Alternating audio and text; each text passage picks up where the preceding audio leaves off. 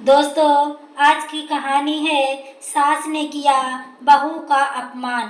सुबह 4 बजे बांसुरी की आंख खुली और उसका पेट धीरे धीरे दर्द कर रहा था। उसने तुरंत फ्रेश होने के लिए शौचालय में गई। वहां से आई अजवाइन और काला नमक गर्म पानी के साथ लिया। फिर भी पेट धीरे धीरे दर्द कर ही रहा था। कब उसे नींद आ गई पता ही नहीं चला। सुबह 5 बजे घड़ी का अलार्म बजा तो उसने धीरे से अलार्म को बंद कर फिर से सो गई। तभी सासू माँ निर्मला जी की तेज आवाज उसके कानों में पड़ी। अरे बहू, तुम्हारी मत मारी गई है क्या? कुछ खबर भी है? जाने कब की सुबह हो गई है। आंखें खोलो और देखो, सुबह के 6 बज चुके हैं और तुम हो कि चादर तान के सो रही हो। हम सबको आज सुबह का चाय नाश्ता नहीं मिलेगा। या बासुरी फिर कुछ बोले उठी। देखा तो सुबह के 6 बज रहे हैं, लेकिन नजर घुमाई तो बगल में उसके बच्चे भी सोए हुए थे। तब तक बासुरी के पति देव अभय भी बाथरूम से बाहर आकर बोले, क्या है यार, तुम भी हद करती हो। माँ को तुम्हें उठाना पड़ रहा है, फिर भी शरीर में फुर्ती नहीं की। जल्दी से उठकर चाय बना ले। आओ, बेड पर बैठी हो, इतनी देर कहीं सोता है क्या कोई? भला तुम्हें तो पता ही हो, मैं बिना चाय पिए फ्रेश नहीं होता हूँ। आओ जल्दी से चाय बना कर लाओ। और उसकी सास निर्मला जी कहती हैं, वह देख अब कैसे घूर रही है, एक पैसे की समझ नहीं है, कितनी आलसी होती जा रही है। देख तो बेटा कैसे आंख फाड़ कर घूर रही है। अरे माना कि इसको भगवान ने बड़ी बड़ी आंखें दी है, तो क्या इन बड़ी बड़ी आंखों से बड़ों के लिए शर्म लिहाज भी देना भूल गया? अब मुझे मुझे घर घूर कर देखना बंद करो और चलो, लग जाओ, चाय का इंतजार कर रहे हैं सभी। तभी सबकी नींद खुलने वाली, सब चाय के इंतजार में सो रहे हैं। और हाँ, मैं आज बिना चाय के ही स्नान करने जा रही हूँ। आज के देर कर दी है तो तुम जाकर सोनू मोनू और सुनो जेठ जेठानी को भी कमरे में चाय दे देना, ताकि वह भी जाग जाए। यह कहकर निर्मला जी कमरे से चली गई और अभय वापस चादर तान कर सो गया, क्योंकि आज सब छुट्टी थी और आराम का दिन रविवार था, सिवाय बांसुरी की, क्योंकि उसके हिस्से में कोई रविवार आता था नहीं था। बांसुरी बेड से चुपचाप उठी और नहा धोकर तैयार हुई। तभी उसके फोन पर घर की भाई चंपा का फोन आया और उसने कहा, भाभी मैं आज नहीं आ पाऊंगी, आज थोड़ी तबीयत ठीक नहीं है मेरी। बांसुरी ने मुस्कुराकर कहा, कोई बात नहीं चंपा, तू आराम से कल आना, आज तो आराम कर और हाँ अपना ध्यान रखना। बांसुरी की इतनी प्यार भरी आवाज़ सुनकर चंपा से रहा नहीं गया। उसने टपाक से बांसुरी से कहा, क्या बात है भाभी, आप गुस्सा नहीं हुई? याद तो है ना आज रविवार है? बांसुरी ने कहा, हाँ बाबा याद है, तू बस आराम कर, बाकी भी की चिंता मत कर। चंपा ने कहा, ठीक है भाभी, रखती हूँ। बांसुरी तैयार होकर रसोई की तरफ गई। देखा कि जूठे बर्तन पड़े थे, किचन बिखरा हुआ है, सारे सामान इधर उधर पड़े हुए हैं। चल बांसुरी, आज तू भी मत कर, रोज रोज के अपमान और तिरस्कार से तेरा पेट भर चुका है। नई साड़ी, हाथ में पर्स, पैर में सैंडल, गले में मंगलसूत्र, मांग में सिंदूर, खूब सज संवर कर घर से निकल गई बांसुरी। चाय की आवाज़ से पूरा घर गूंजने लगा, लेकिन कोई जवाब नहीं मिलता। देख निर्मला जी तिलमिला उठी, तन और मन से गुस्से से होकर भुनभुनाती हुई रसोई घर की ओर चल पड़ी। देखा तो बांसुरी वहां नहीं थी। उन्होंने उसे पूरे घर में ढूंढा, लेकिन वह घर में ही मौजूद नहीं थी। निर्मला जी गुस्से में पैर पटकती हुई अपने अभय बेटे के पास गई और कहा, महारानी सुबह सुबह पता नहीं कहाँ गायब हो गई। इतना सुनते अभय ने धीरे से आवाज में कहा, माँ यही घर में होगी, वह कहाँ जाएगी? तभी निर्मला ने अभय से कहा, अरे आँख खोल कर अपने, मैंने पूरा घर ढूंढ लिया, कहीं नहीं मिली मुझे, तभी तो तेरे पास आई हूँ। इतना सुनते ही अभय हड़बड़ाकर आंखों को पोंछते हुए उठा और उसने अपना फोन उठाया और गुस्से से बांसुरी को फोन लगाया। उसके फोन पर लगातार रिंग बजती रही, लेकिन फोन नहीं उठ रहा था, जिससे अभय की धड़कनें तेज हो गई। उसकी 2 साल की बच्ची रूबी का रो रो कर बुरा हाल था। तभी कुछ देर बाद जब बांसुरी ने फोन उठाया तो उसने कहा, तुम्हारा दिमाग ठिकाने पर तो है ना? जहाँ भी हो फौरन आ जाओ। बांसुरी ने दूर, तू कहाँ बिजी हूँ, बाद में बात करती हूँ।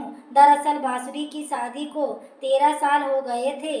ससुराल में सास ससुर की अलावा जेठ जेठानी और उनका 10 साल का बेटा और उससे छोटा बेटा 6 साल का था। छोटी ननद कुसुम, जिसकी शादी नहीं हुई थी, वह भी पढ़ाई करती थी। संयुक्त परिवार था। घर में झाड़ू पोछा बर्तन के लिए बाई आती थी, लेकिन घर में बाकी सारे काम तीनों बच्चों के साथ साथ खाना कपड़ा राशन सब बांसुरी की जिम्मेदारी थी। जेठ जेठानी नौकरी करते थे, इसलिए रसोई के काम में ना तो कोई दिलचस्पी थी और ना ही कोई काम उसे आता था। लेकिन जेठानी ने कभी भी बांसुरी का तिरस्कार नहीं किया। उसने बहुत बार कहा, घर के कामों को सभी लोग मिलजुल कर करना चाहिए, लेकिन सबने मना कर दिया। उसको अच्छे से पता था कि एक ही शहर में सभी रिश्तेदार होने से मेहमानों का आना जाना लगा रहता था, तो खाने के बाद 3 बच्चों की देख रेख करना कोई आसान काम नहीं था।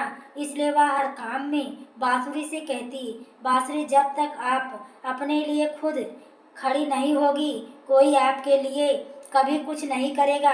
फिर चाहे वह ससुराल हो या समाज, ऑफिस, इधर स्वभाव से कठोर। निर्मला जी को लगता था कि घर में कोई काम ही नहीं रहता सिवाय खाना बनाने की, तो बांसुरी नौकरी पर नहीं जाती तो वह घर के काम करे। पूरे घर में सिर्फ उसकी हुकूमत चलती थी, इसलिए कोई उसके खिलाफ जाकर कोई काम नहीं करता था। बांसुरी को घर में काम करने से कोई ऐतराज नहीं था, लेकिन बांसुरी को उसके नौकरी न करने की इस बात को लेकर उसकी सास का उस पर बार बार व्यंग करना ही। बांसुरी तो ज़्यादा पढ़ी लिखी नहीं है, उसे ऑफिस थोड़ी ना संभालना है, यही बात उसे बहुत खलती। बांसुरी की हर काम में रोक टोक लगाना, उसको ताने देना उनकी आदत बन गई थी। कभी बांसुरी ने से खाना बनाने में कोई गलती हो जाती तो तुरंत व्यंग करती, अरे कमाना नहीं जानती, कम से कम खाना ही अच्छा बनाना सीख लिया होता। कभी बांसुरी की तबीयत खराब होती तो कहती, पहले काम पर जाने वालों को ऑफिस भेज दो, नाश्ता कर खाना, फिर पूरा दिन आराम करती रहना। तुमको और काम ही क्या है, आराम करने के सिवाय तुम क्या जानो काम क्या होता है। बांसुरी को सबसे ज्यादा क्रोध तब आता जब सास के साथ साथ अभय भी उनकी हाँ में हाँ मिलाना शुरू कर देते थे। कल शाम यानी पिछले शुक्रवार को भी यही हुआ। बांसुरी ने सवेरे से कुछ खाया नहीं था। थकान और सर दर्द से उसकी हाल और भी बुरा हो रहा था, ऊपर से पेट में दर्द। घर में बांसुरी की पीड़ा समझने वाला कोई ना था।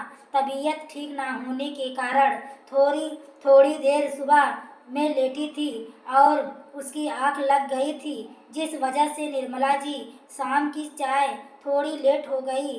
भागती हुई बांसुरी चाय लेकर अपनी सास माँ के पास पहुंची तो वह टेप रिकॉर्डर की तरह उसकी और देखते ही हुए बोलना शुरू कर दी, तुम्हारे बाप ने कौन सा कुबेर का खजाने से मेरा घर भर दिया है, जो जब देखो तब मौका मिलते ही महारानी जैसी अपने कमरे में जाकर कूलर चालू करके पसर जाती हो। अपने मायके में भी कूलर देखा था, कभी किसी कामकाज के लायक नहीं हो। तुम अपनी जेठानी को देखो, दहेज में अच्छा लाई है और 4 पैसे भी कमा कर घर में लाती है। यह बातें सुनकर बांसुरी की आंखों में आंसू आ गए। वह रूठे गले से बस इतना बोल पाई, आज मेरे पेट और सर में दर्द हो रहा है, इसलिए थोड़ा आराम करने चली गई थी। तभी अभय के बुआ फूफा परिवार सहित आ गए। बांसुरी ने सबको चाय नाश्ता कराया। तब तक उसकी जेठानी ऑफिस से आ गई। निर्मला जी ने तुरंत कहा, बहू हाथ मुंह धोकर कुछ खा पी ले और जा बुआ से मिल ले, थक गई होगी। बांसुरी को सब समझ में आ रहा था, मैं सुबह से घर के कामों में लगी हूँ, एक बार भी माजिद ने मेरी हेल्प कराने तक भी नहीं आई। पूरे परिवार वालों के लिए खाना बनाई, फिर उसके बाद अचानक रिश्तेदारों का आगमन। एक तो इधर इस घर का यह नियम है, अगर दोपहर में कोई रिश्तेदार आ जाए तो बिना खिलाए नहीं भेजते थे। निर्मला जी बहू को चिल्लाने लग जाती, बांसुरी बांसुरी, खाने में इन्हें एक यह पसंद है, उन्हें वो पसंद है। कभी कभार कुछ रिश्तेदार खाने के लिए मना करते तो निर्मला जी जबरदस्ती उनको रोक करके खाना खिलाती।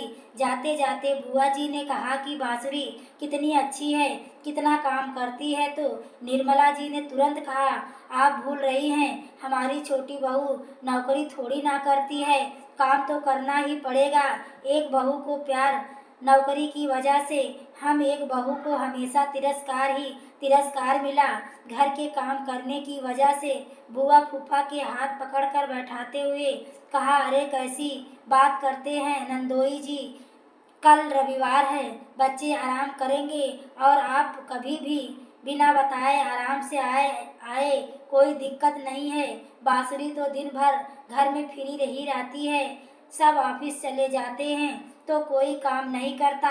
रसोई में आकर बांसुरी की जेठानी ने कहा, बांसुरी खाना बनाने के लिए रहने दो, हम बाहर से ऑर्डर करके मंगा लेते हैं। तभी वहाँ बांसुरी की सास आ गई। उन्होंने कहा, अरे तुम यहाँ क्या कर रही हो, तुम तो बुआ फूफा के पास में बात करो आराम से, अभी तो थक कर हार कर आई हो, यहाँ बांसुरी को करने दो, वैसे भी आज सिर्फ आराम ही किया है। सब कुछ अपने कानों से सुनकर भी गुस्से से भरी बांसुरी ने भीषण गर्मी में सबके लिए खाना बनाया और खिलाया। इधर बरामदे में बैठकर सब खाने का मजा ले रहे थे, लेकिन किसी के मुंह से उसके लिए तारीफ के एक शब्द भी नहीं निकले। जैसे ही बांसुरी के ससुर ने कहा, बहू खाना तो बहुत स्वादिष्ट बनाया है तुमने, तभी बीच में टपाक से निर्मला जी ने कहा, आप भी हद ही करते हैं, यह कौन सा काम बड़ा है, अब यह तो हर औरत करती है जो वर्किंग नहीं होती। वैसे भी बांसुरी के ससुर जी की उसकी सास के आगे एक भी नहीं चलती थी। बांसुरी को आज इसकी अपनी सास के मुंह से सबके सामने इतना कहते सुनकर बहुत गुस्सा आया और उसने तय किया कि अब वह अपनी सास को नौकरी का मतलब समझा कर ही रहेगी। शाम को 6 बजे बांसुरी जब घर पहुंची तो देखा काम का ढेर लगा पड़ा है। सुबह से घर में झाड़ू पोछा भी नहीं हुआ था, पूरा घर बिखरा हुआ था। दोपहर के खाने में सिर्फ खिचड़ी बनी थी, जो कम स्वादिष्ट होने की वजह से किसी ने उन्हें खाई भी नहीं थी। बच्चे चिप्स बिस्किट खा रहे थे, उसे देखते ही उसकी सास और अभय उसको एकटक खाने जाने वाली नजरों से ढूंढते रहे। तभी निर्मला ने कहा, सुबह से कहाँ गई थी महारानी, बिना हम सबको बताए, पता है आज रविवार है, सब घर पर रहेंगे तो कितना काम होगा, लेकिन नहीं, महारानी तो सब छोड़कर निकल गई, कोई चिंता फिक्र ही नहीं है। बांसुरी बिना कुछ बोले अपने कमरे में जाने लगी तो निर्मला जी ने गुस्से में कहा, खबरदार, कमरे में गई तो सबके लिए पहले चाय और कुछ खाने के लिए बना कर दो, सुबह से बिना चाय के सिर फटा जा रहा है, काम करके मेरी हालत खराब हो गई, ऊपर से बच्चों ने परेशान कर रखा है। निर्मला जी की आवाज़ सुनकर सब वहाँ इकट्ठा हो गए थे। बांसुरी ने सबके बीच में कहा, माँ जी, मैं तो दिन भर घर में फ्री पड़ी रहती हूँ, ना तो सोचा फ्री में क्यों घर में पड़े रहना चाहिए, इसलिए आज अपनी पुरानी सहेलियों से बहुत दिनों बाद मिलने चली गई थी। मैं चाय नाश्ता लंच सब कर आई हूँ, इसलिए अब ना चाय ना नाश्ता कुछ भी नहीं बनाऊंगी। और रही बात घर के कामों की, तो आप ही तो सबसे कहती हैं, इस घर में काम ही क्या है, कुछ भी तो नहीं। जिस काम के लिए आप इतना गुस्सा दिखा रही हैं, वह इतने सारे नौकरी करने वाले लोग मिलकर नहीं कर पाए तो मैं उस काम को कैसे कर पाऊंगी। तभी पीछे से अभय ने गुस्से में चिल्लाकर कहा, या क्या वह बकवास कर रही हो माँ से। लेकिन आज बांसुरी पीछे नहीं रहने वाली थी, उसने भी सबके सामने अभय से कहा, चिल्लाओ मत अभय, क्योंकि चिल्लाकर बात करने मुझे भी आता है, कहाँ गलत कर रही हूँ मैं भी, माँ की तो हर बात में, हर आने जाने वाले नात रिश्तेदार, आस पड़ोस वाले सभी कहती रहती कि मेरी छोटी बहू नौकरी नहीं करती, घर में कोई काम ही नहीं होता, खाना बनाना, खिलाना, बच्चों को संभालना और ना जाने दिन भर कितने छोटे छोटे बड़े काम होते हैं, घर का वह सब काम ही नहीं होता। तो मैं भी तय कर लिया, अब मैं भी नौकरी करूँगी, क्योंकि ज़िंदगी में काम तो सिर्फ पैसे कमाना होता है, बाकी तो और कोई काम होता ही नहीं। इन्हीं चंद पैसों के कारण ही मेरा और मेरे मायके वालों का इस घर में कभी सम्मान नहीं होता है। इसलिए अब मैं काम करूँगी और सासू माँ को नौकरी वाली बहू बनकर दिखाऊंगी। अभय ने कहा, अच्छा तो तुम हम लोगों को सबक सिखाने निकली थी, तो तुम भूल रही हो कि यह सब काम पैसे देकर भी कराए जा सकते हैं, फिर तुम्हारी कोई ज़रूरत नहीं। हमें भी तभी पीछे से उसकी जेठानी ने कहा, देवर जी आप बिल्कुल गलत कह रहे हैं, कोई भी पैसे देने पर भी बांसुरी के जितना काम नहीं करेगा और ना ही आप सबकी कड़वी बातें बर्दाश्त करेगा। पहले तय छुट्टियों के अलावा भी छुट्टियों को भी देना और बर्दाश्त करना होगा और ना जाने कितने अनगिनत समझौते सबको करने होंगे। कितनी शर्म की बात है कि आप सब बांसुरी को अहमियत ना समझकर उन्हें अभी नीचा दिखाने की कोशिश कर रहे हैं, हमेशा उनका तिरस्कार करते हैं। एक समय का काम उन्होंने सिर्फ नहीं किया और हम सबके साथ साथ पूरा घर और बच्चे सब अस्त व्यस्त हो गए। नजरें घुमाकर एक बार फिर से पूरे घर की हालत देख लीजिए, बांसुरी भी हम सब की तरह ही इंसान है। आप लोग भूल रहे हैं कि जब कोई खाना बनाने वाला आप पैसे देकर लेंगे तो उसे भी आपको सम्मान और छुट्टियां दोनों देनी होगी। साथ ही आप सबके बेड बेड पर गर्मा गर्म चाय और खाना खाने की आदत भी त्याग देनी होगी और माँ जी को साथ ही उनको अपने हर काम खुद से करने होंगे। बांसुरी बिल्कुल सही कह रही है, मैं पूरी तरह से उसके साथ हूँ। बांसुरी तुम कोई काम मत करो और मैं तो कहूँगी जब तक तुम्हारा मन ना करे और तबीयत ना ठीक हो तब तक तुम सिर्फ आराम करो। आज हम बाहर से खाना ऑर्डर कर लेंगे, तुम आज आराम करो। मैं तो कहती हूँ कि सब छोड़िए, चलिए आज हम सब एक साथ बाहर खाना खाने चलते हैं।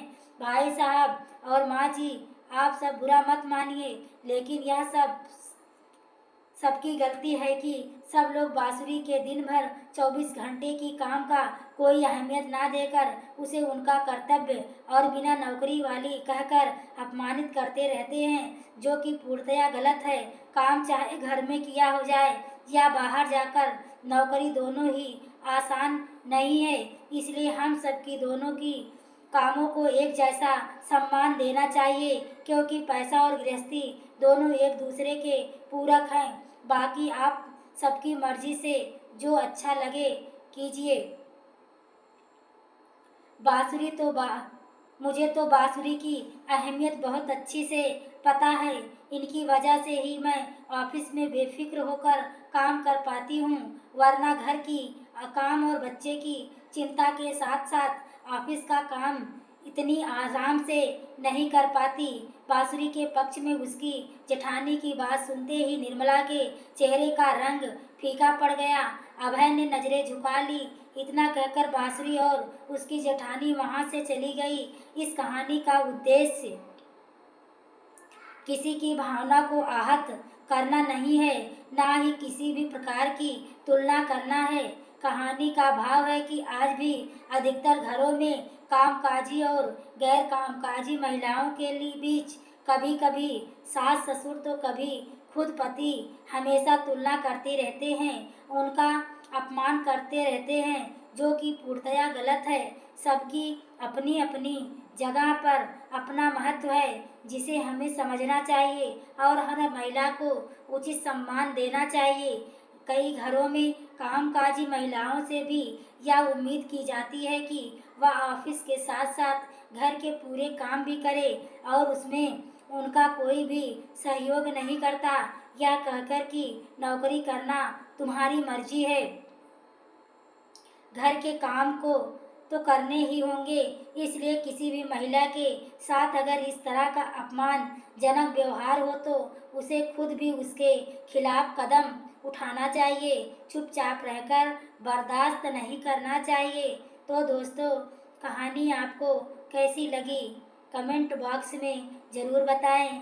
कहानी पसंद आई हो तो प्लीज़ वीडियो को लाइक और शेयर करें। चैनल पर पहली बार आए हो तो चैनल को सब्सक्राइब करें। आगे के नोटिफिकेशन के लिए बेल आइकन को ज़रूर प्रेस करें। पूरी वीडियो देखने के लिए आपको तहे दिल से धन्यवाद।